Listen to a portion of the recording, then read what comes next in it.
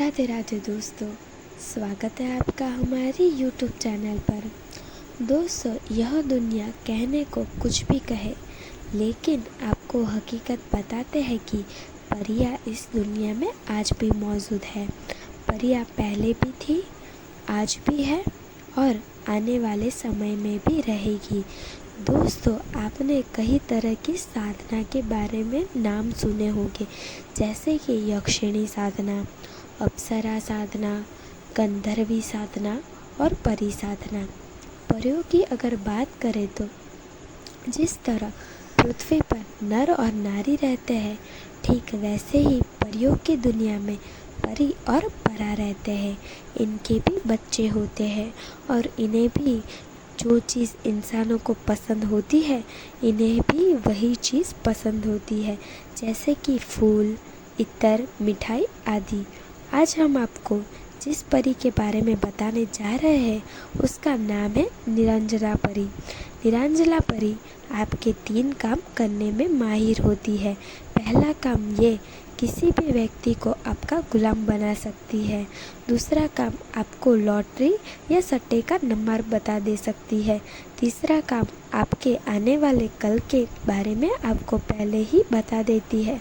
दोस्तों, अब आपको बताते हैं कि आप इस किस तरह से अपने पास बुला सकते हैं। दोस्तों, यह साधना इतनी आसान है कि आपको घर से बाहर नहीं जाना पड़ेगा। घर बैठे ही परी आपके घर सिद्ध हो जाएगी। निरंजना परी आपकी गुलामी ज़िंदगी भर करेगी। जैसा आप कहोगे वैसा ही काम करेगी।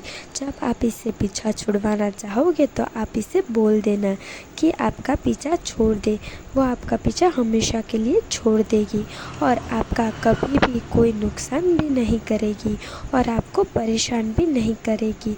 दोस्तों, यह साधक को वह लोग कर सकते हैं जिसकी उम्र 21 साल से ज़्यादा हो। यह साधना पुरुष के साथ साथ औरतें भी कर सकती है। यह साधना आप शुक्रवार या शनिवार के दिन से शुरू कर सकते हो।